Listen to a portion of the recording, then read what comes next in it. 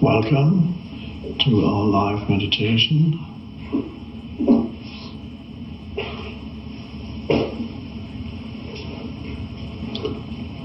Last month we had our live meditation from Amsterdam. I was still on the Europe tour, and we used a webcam rather than a bigger camera as we used to do. And then I realized, and many of you realized, that our meditation or teaching, whatever it is, actually works better with a little webcam than it does with a bigger camera.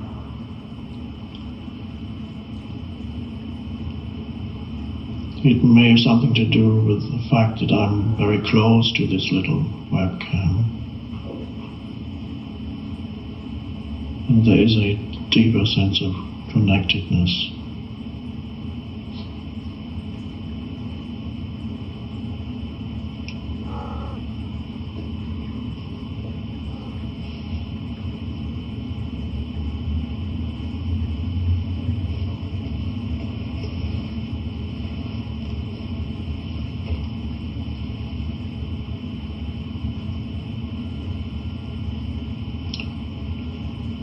So, we can share this state of consciousness, presence,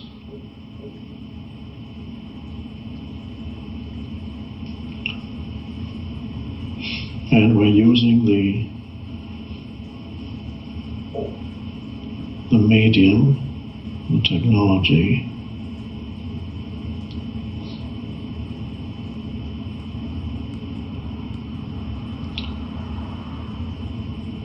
how it works, I don't know. There's a transmission of presence.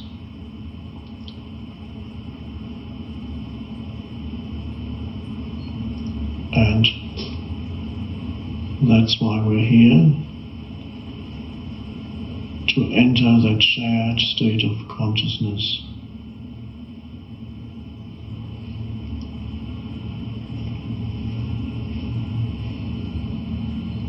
The dimension of inner space,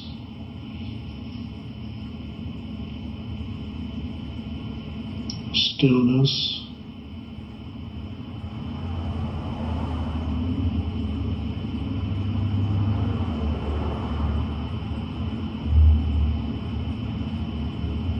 presence, whatever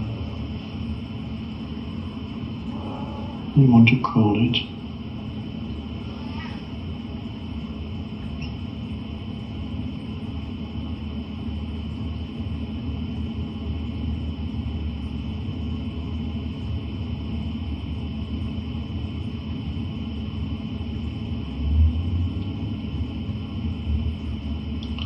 And while we are in that shared space, inner space ultimately,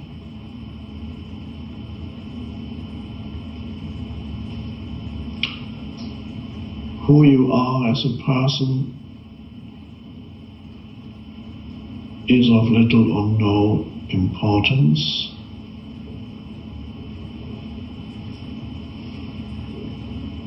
Who I am as a person is of no importance.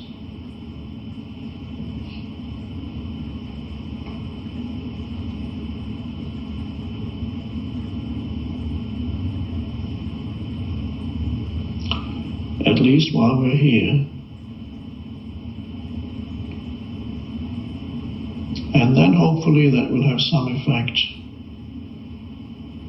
on the rest of your life when you go about your business. So that the me, the person, loses its overriding importance in your life. It's still there, but it's no longer what dominates your life. So it's really transcending the person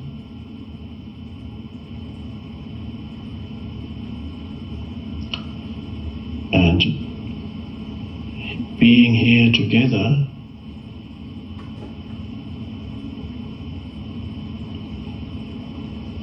can give you an intensified experience of the shift from being primarily a person to being primarily a presence.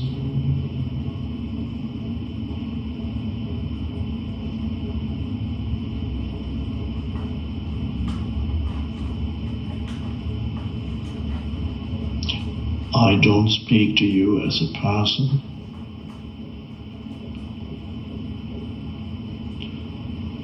My mind is used as a tool through which presence speaks. That's why I have a little book called Stillness Speaks.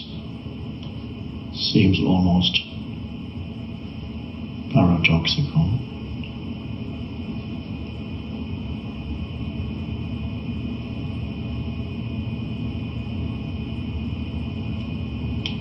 This entire teaching, if you even want to call it that, does not come from a person.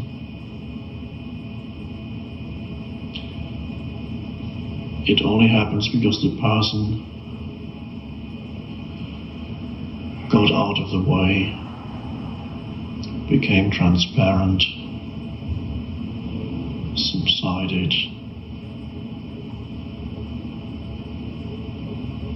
and so something deeper was able to come through into this dimension. And that's your destiny and purpose also.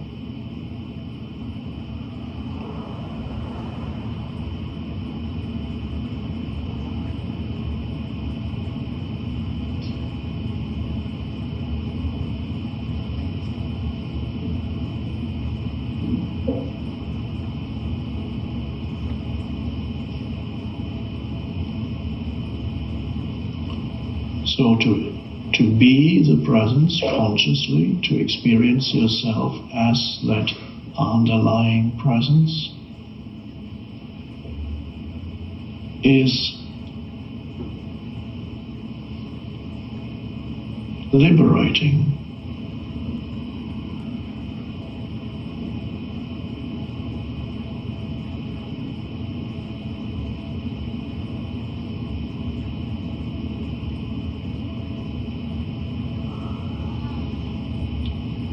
It frees you from the density of being only that person, knowing yourself only as that personal self. Being a self in the Buddhist sense, which is ultimately a delusion, deluded.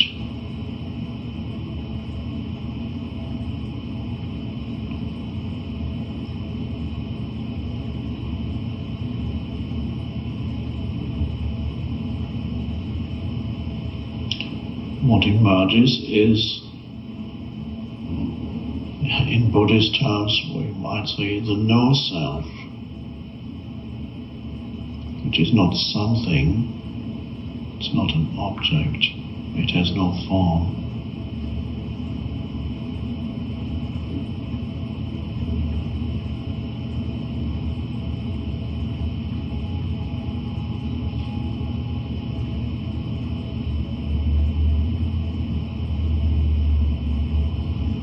Or in Hindu terms, the transcendent self emerges, the formless self, not the me anymore. And it's timeless, there's no past and future to it.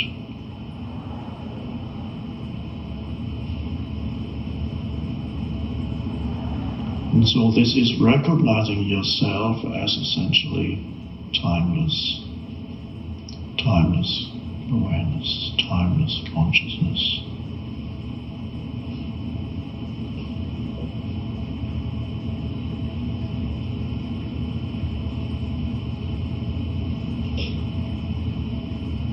So when you look at me, you're not looking at a person, but you're connecting with yourself.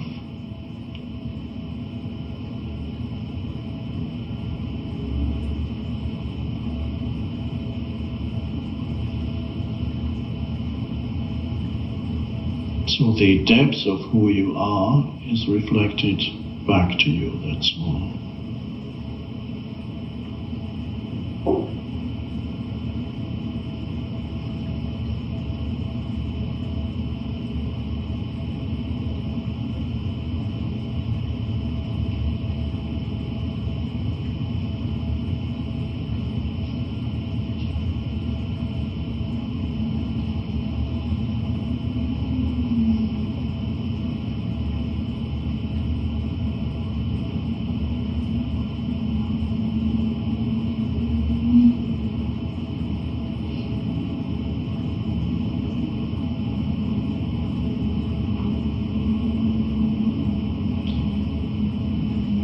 When you go back into your daily life,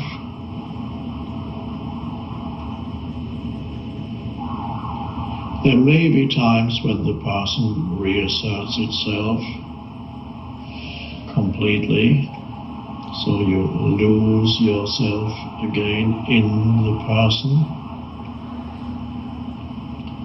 and then you wake up again and some presence comes back. There may also be times when you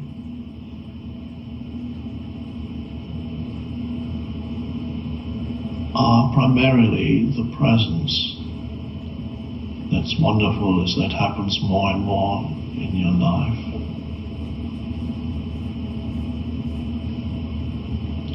With that comes an openness.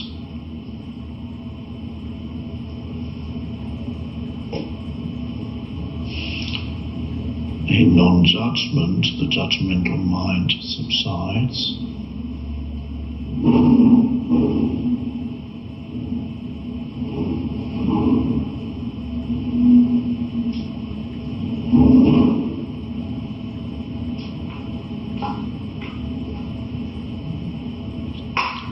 And a real sense of connectedness, or rather oneness, with other beings, human beings, other life forms.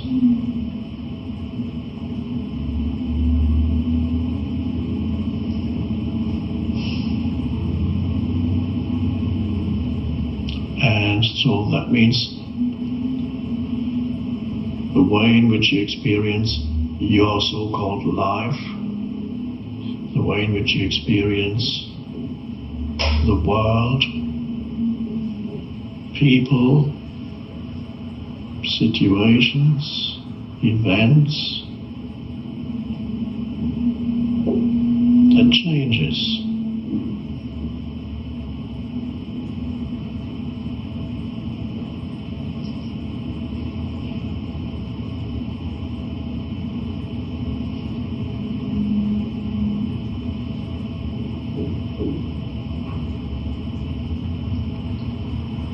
The reactive person, the reactive me, is no longer running the show.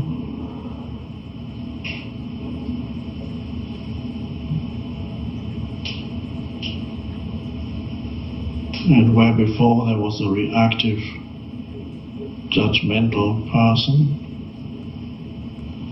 there's now a deep, benevolent presence.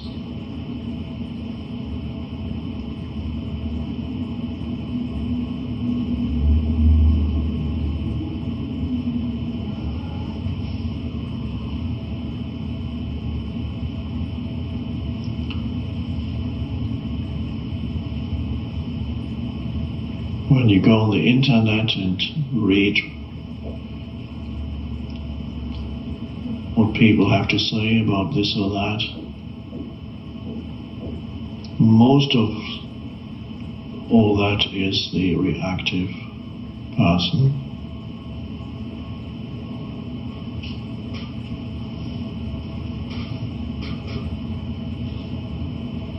And there are millions of people who are angry and upset.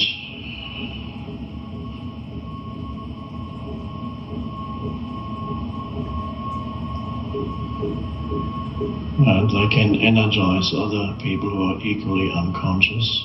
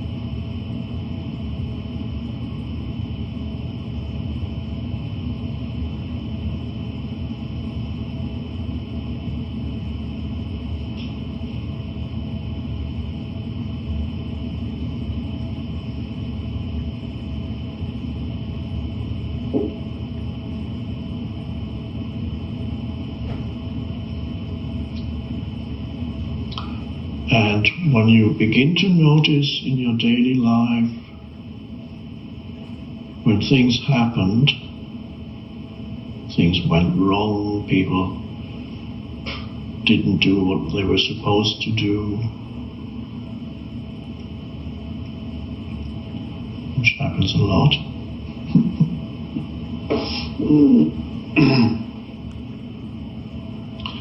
And you begin to notice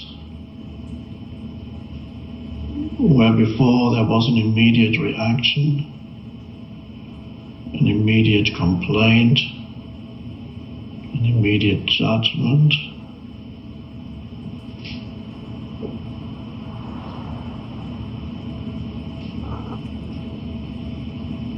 And now when something happens like that, there's a non-reaction, there's just an aware space. That in that space, here's the situation, there's the person, and that's what is.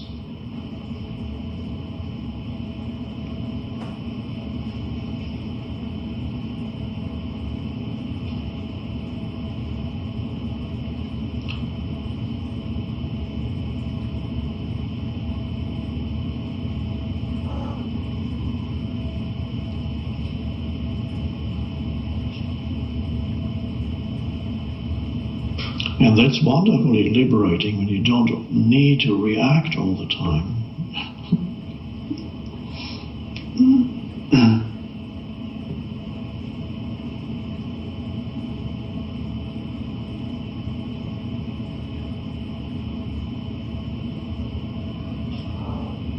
You can see how very unconscious people love their reactivity.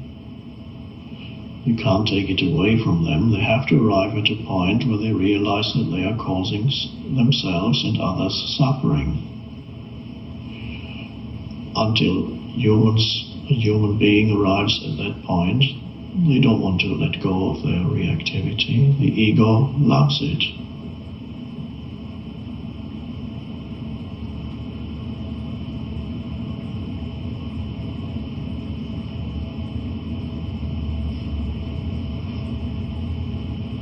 So you have to see how it makes your life difficult.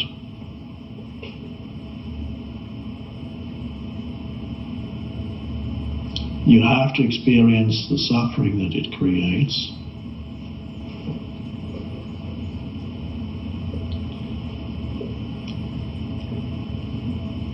to a sufficient degree so that you reach that point of readiness.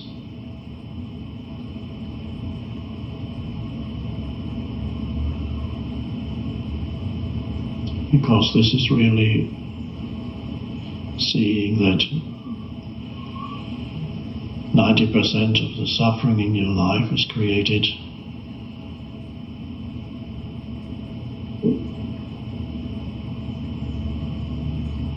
by the conditioned mind, by your mind.